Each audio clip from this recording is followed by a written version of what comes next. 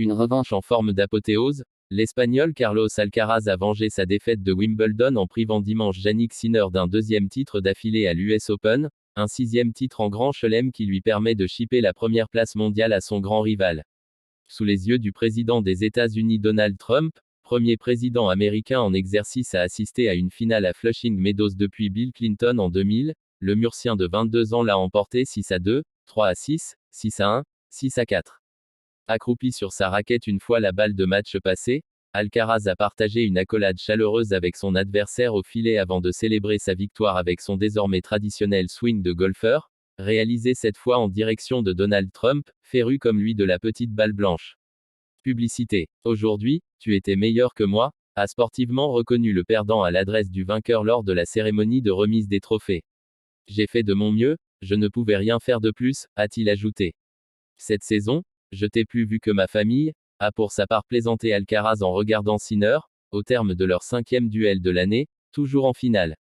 Comme en 2024, les deux rois du circuit ATP concluront la saison avec chacun 2 titres du Grand Chelem dans leur besace, l'Open d'Australie et Wimbledon pour l'Italien de 24 ans, Roland Garros et l'US Open pour son cadet.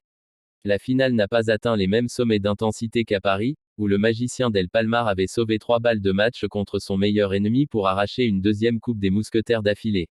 Mais les spectateurs du cours Arthur Ashe ont tout de même eu droit à leur lot de duels de fond de cours et de batailles d'amortis. Le plus célèbre d'entre eux, arrivé sur les coups de 13h45 avec sa caractéristique cravate rouge, a d'abord été accueilli par un mélange de sifflets et d'applaudissements, couvert par la musique d'un stade encore aux 3/4 vide. Publicité. Alcaraz aérien sous un toit fermé. Les mesures de sécurité renforcées liées à la visite présidentielle ont en effet retardé l'entrée des spectateurs dans le stade et décalé le début du match d'une bonne trentaine de minutes. Les tribunes du Central se sont peu à peu remplies et Donald Trump s'est fait brièvement siffler par une partie de la foule à la fin du premier set, quand son visage a été projeté sur les écrans géants du stade. Mais on pouvait également entendre quelques applaudissements et le président a volontiers signé quelques casquettes tendues par des spectateurs une fois le match achevé. Pour le reste, c'est bien le tennis qui était à l'honneur dimanche à New York, à l'occasion de cette 3e finale de Grand Chelem de l'année entre les deux mêmes joueurs, une première depuis le début de l'ère professionnelle en 1968. Publicité. Alcaraz a entamé la partie le couteau entre les dents, breakant Sinner dès le premier jeu, long d'une dizaine de minutes.